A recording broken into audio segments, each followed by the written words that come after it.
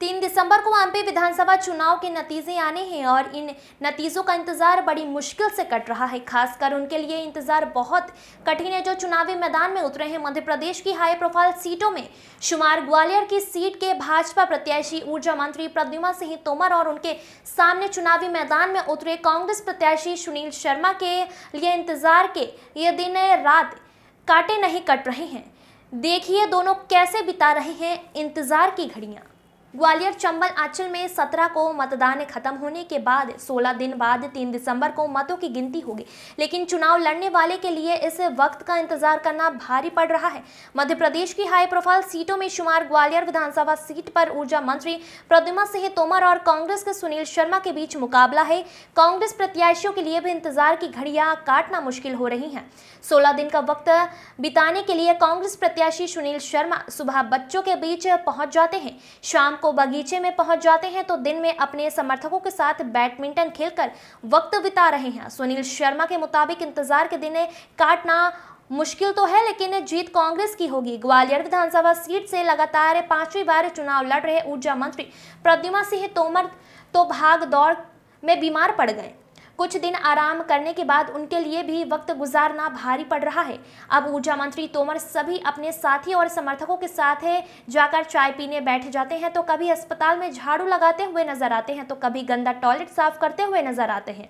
तोमर अपनी मां बहन को वक्त दे रहे हैं तो उनकी पत्नी के बीमार होने पर कभी रात अस्पताल में भी कट रही है। ऊर्जा मंत्री तोमर का कहना है कि उन्होंने तो परीक्षा में जो लिखना था वो लिख दिया है।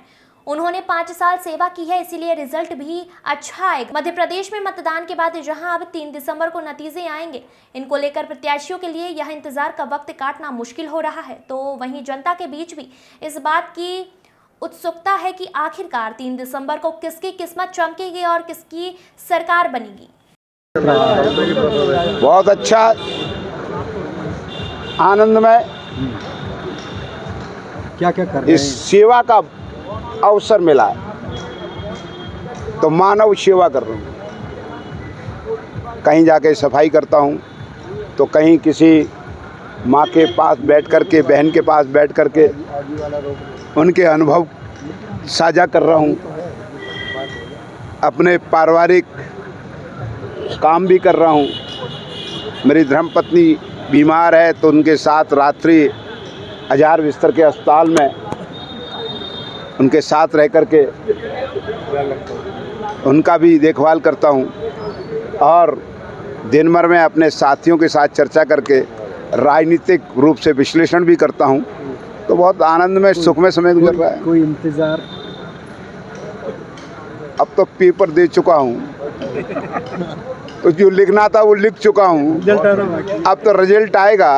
इंतजार है। बोले ना अच्छा करें। हाँ। अब इंतजार इस बात के लिए इसलिए नहीं है कि 5 साल मेहनत की है, इस सेवक ने सेवा की है, पढ़ाई की है, तो रिजल्ट तो वही आएगा जो सेवा की है, पढ़ाई की है।